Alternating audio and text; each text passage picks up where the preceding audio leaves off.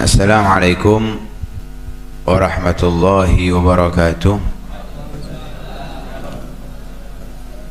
Bismillah walhamdulillah wassalatu wassalamu ala rasulillah Sayyidina wa maulana Muhammad ibn Abdullah wa ala alihi wa sahbihi wa man walah wa la hawla wa la quwwata illa billah. Subhanallah, alhamdulillah, wa la ilaha illallah, Allahu akbar, wa la hawla wa la quwwata illa billahil aliyyil azim. Nawayna ta'alluma wa ta'lim wa naf'a wal intifa' wal mudhakarata wa tadhkir wal ifadata wal istifadah wal hatha ala tamassuki bi kitabillahi wa sunnati rasulih wa du'a'i ila al huda wa dilalah ala al khair ibtigha'a wajhillahi mardatihi wa qurbihi wa thawabihi subhanahu wa ta'ala. Allah subhanahu wa ta'ala berfirman, wa laqad wassayna alladhina utul kitaba min qablikum wa iyyakum an ittaqullah. Benar-benar aku wasiatkan kepada orang-orang yang diberi kitab, yaitu ahlul kitab, dari umat-umat sebelum kalian, begitu pula aku wasiatkan kepada kalian untuk bertakwa kepada Allah subhanahu wa ta'ala. Setiap dari kita harus berusaha untuk melakukan apa yang diperintahkan oleh Allah subhanahu wa ta'ala dan menjauhi apa yang dilarang oleh Allah subhanahu wa ta'ala. Di dalam kalimat takwa tersebut, Allah tidak menyebutkan secara perinci, secara spesifik dari setiap individu. Lakukan ini, itu, enggak.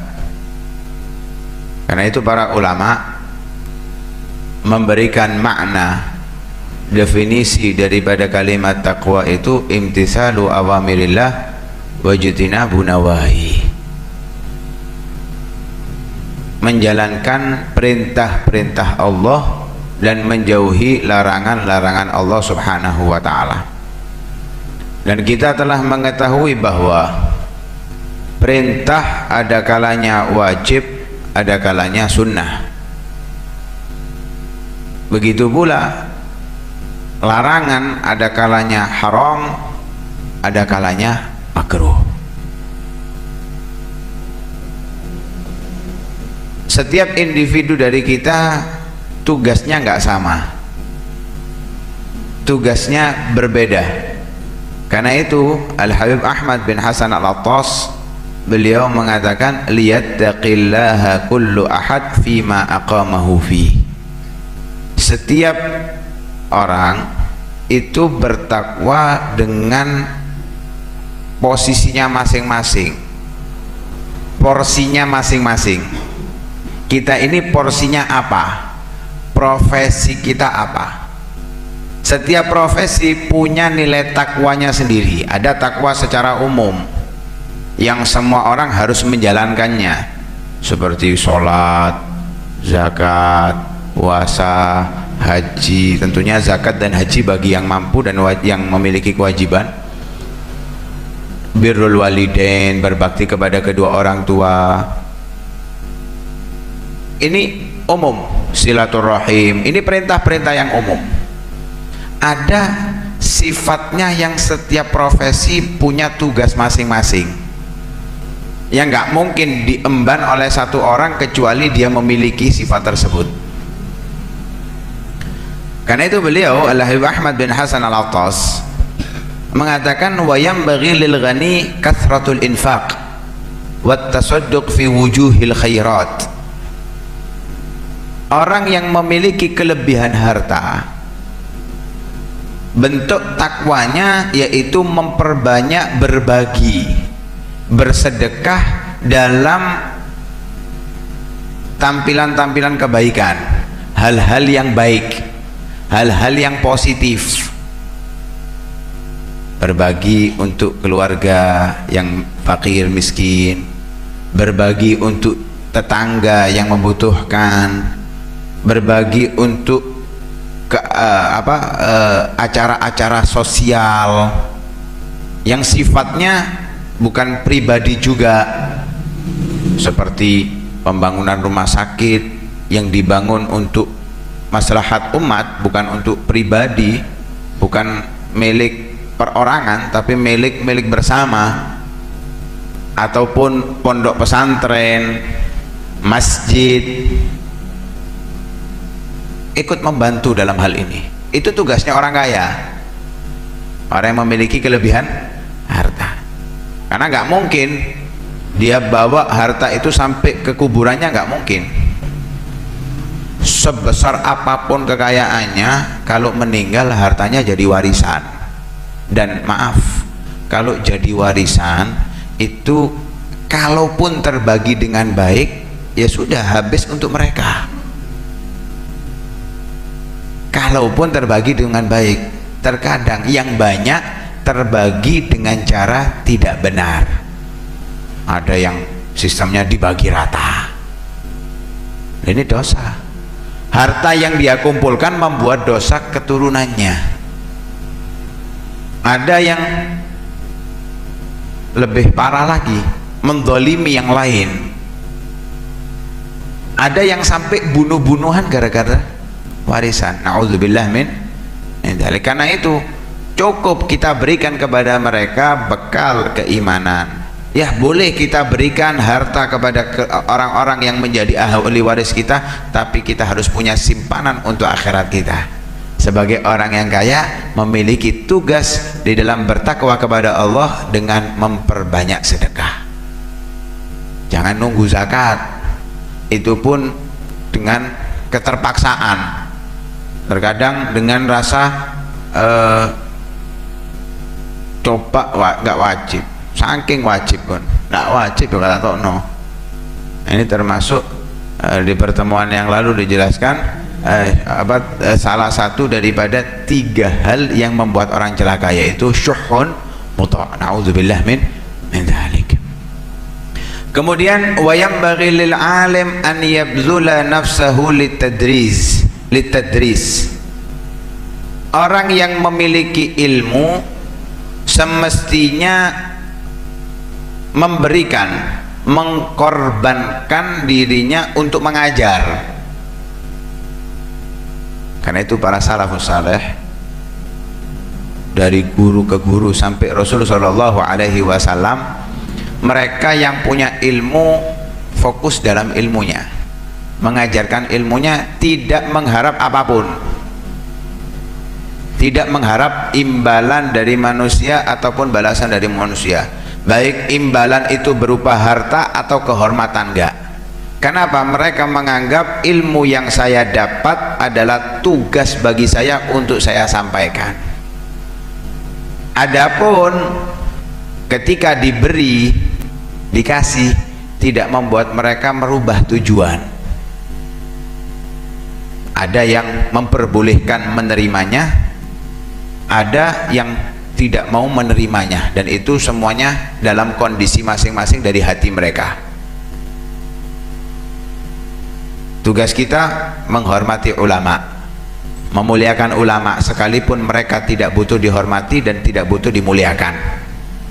Karena yang memuliakan mereka, yang menghormati mereka adalah Allah Subhanahu wa Ta'ala. Kita memiliki tugas sebagai orang awam memuliakan ulama, menghormati ulama. Mereka nggak butuh sama sekali. Tugas mereka mengajarkan ilmu.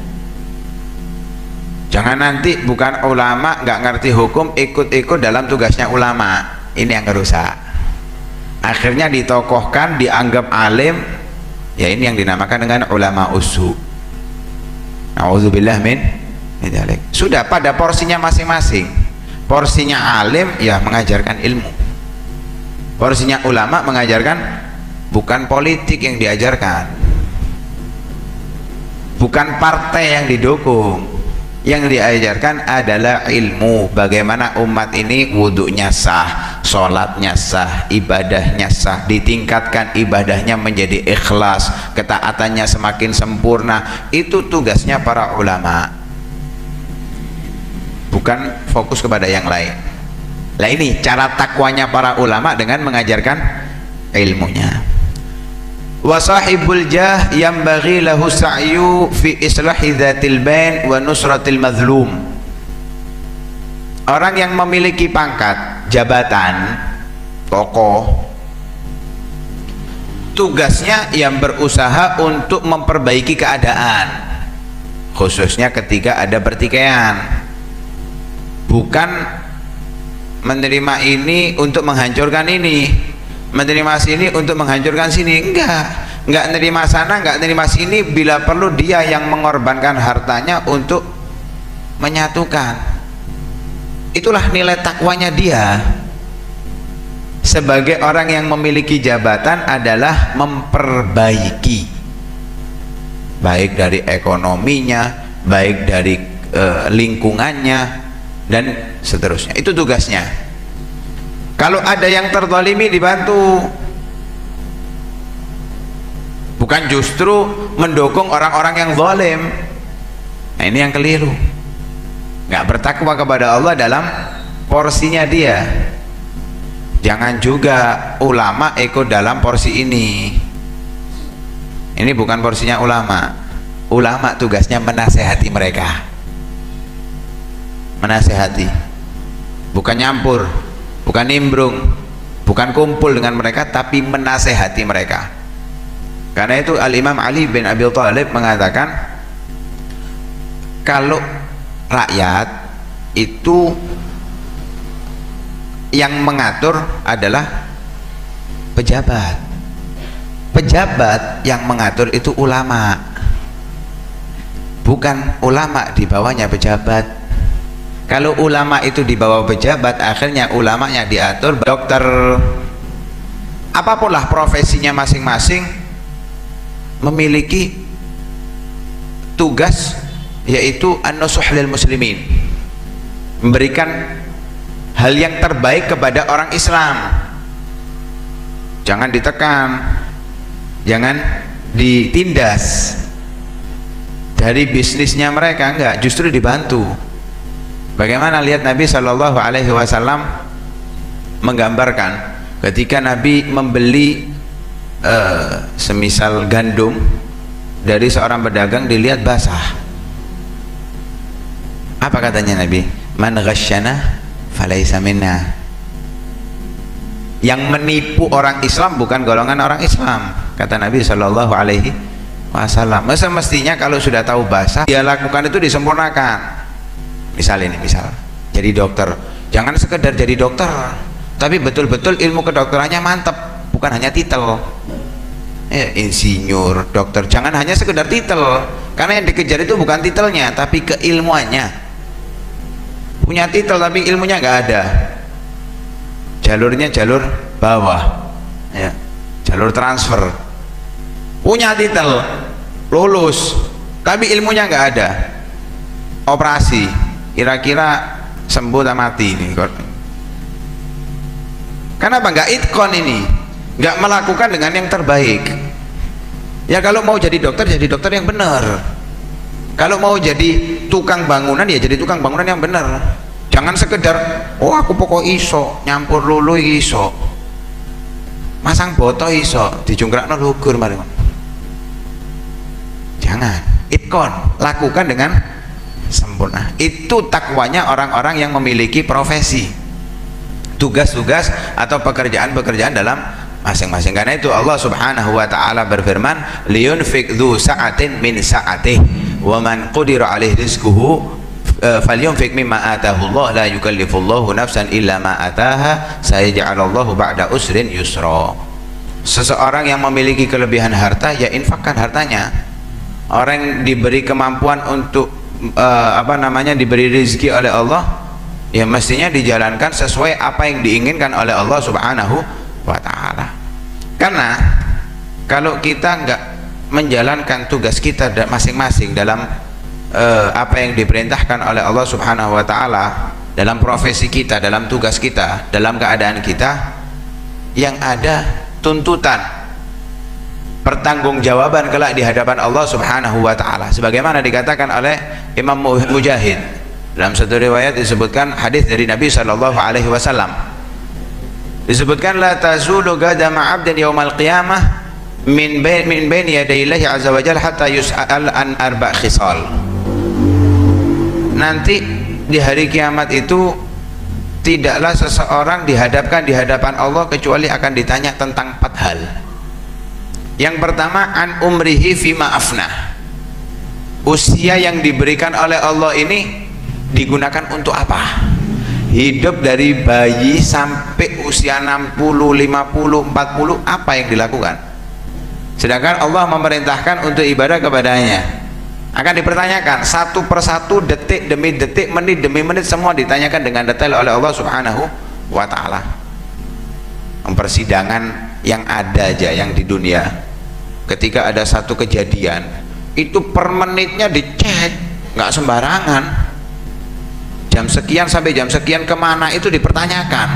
Apalagi persidangan Allah Subhanahu wa taala yang nggak ada luput satupun daripada catatannya.